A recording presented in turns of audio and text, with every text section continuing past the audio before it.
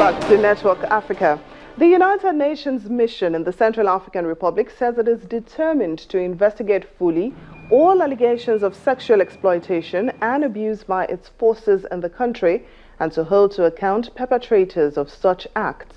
On August 11, Amnesty International accused United Nations peacekeepers of sexually assaulting a 12-year-old girl and killing a boy and his father during an operation in the CAR's capital, Bangui, earlier this month. The UN mission set up to maintain stability as the country struggles to emerge from 2 years of inter-religious violence was already facing allegations of abuse, as are French soldiers and a previous African peacekeeping force. Investigations into recent allegation of sexual assault on a minor and killings by UN forces in Bangui are ongoing. Information gathered by the Human Rights and Child Protection Section and the police of the UN mission has been handed to the internal oversight body of the United Nations, OIOS, which is mandated to investigate cases of alleged misconduct by UN forces, identify perpetrators, and ensure accountability for victims.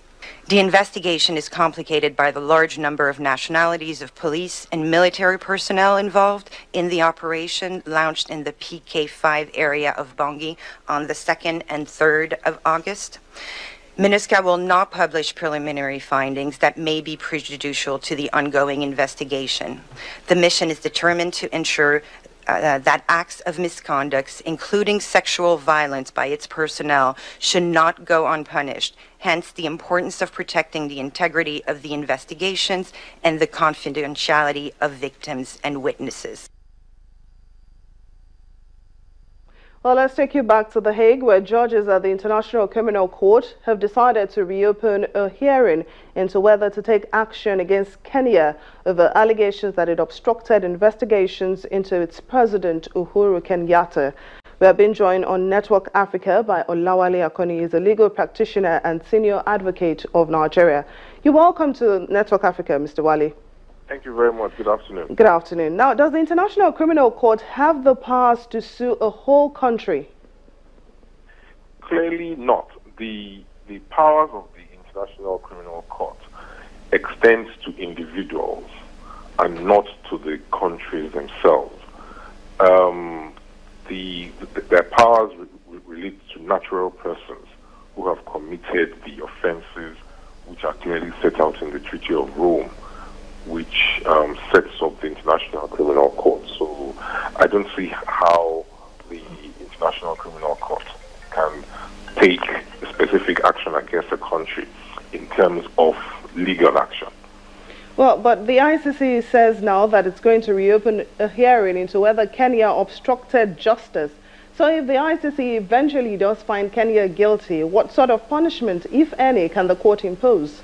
Well, clearly it is not. It would not be in the realms of a criminal case. What they may want to do, in my view, would be to maybe do a hearing to actually ascertain whether Kenya obstructed the court from doing its functions. Article 86 of the Treaty of Rome enjoins all party states to the convention to cooperate with the court in ensuring that its duties are performed. But clearly there is no penalty or punishment for failure to cooperate or assist the International Criminal Court.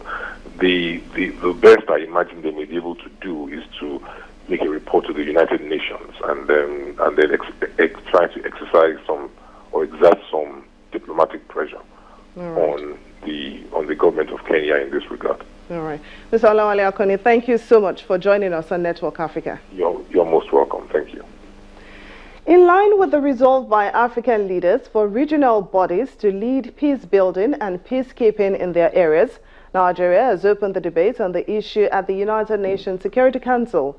UN Secretary General Ban Ki-moon and over 20 countries who participated in the debate agreed that the role of regional organizations in conflict resolution cannot be overemphasized, drawing inferences from Chapter 8 of the UN Charter. However, India strongly disagrees with the popular view, calling into question Africa's ability to effectively handle peacekeeping missions. Our correspondent in New York, Adeswea Josh, reports. Owing to the dynamic nature of conflict around the world, members of the United Nations Security Council have come to the realization that responding effectively to contemporary regional and transnational threats such as terrorism, health crisis and human trafficking, to mention a few, requires improved cooperation among sub-regional, regional and then international organizations. That's why Nigeria, as it presides over the Security Council this month, is bringing up the issue again to the floor, reiterating Chapter 8 of the United Nations Charter, which promotes multilateralism in peace building and keeping. The United Nations Secretary General, Mr. Ban Ki-moon, gives us full support of the agenda, even as Nigeria, the representative of African Union, and other countries make a case for a more active and responsible regional organizations around the world. Regional organizations should continue contributing to United Nations peace and security efforts. We count on them for political leverage as well as civilian and military capacities. In West Africa, for example, the Economic Community of West African States has made landmark achievements in the maintenance of peace and security, particularly in addressing conflicts in Liberia, in Sierra Leone, in Guinea-Bissau, among others. This underscores the success of the organization's framework for conflict management.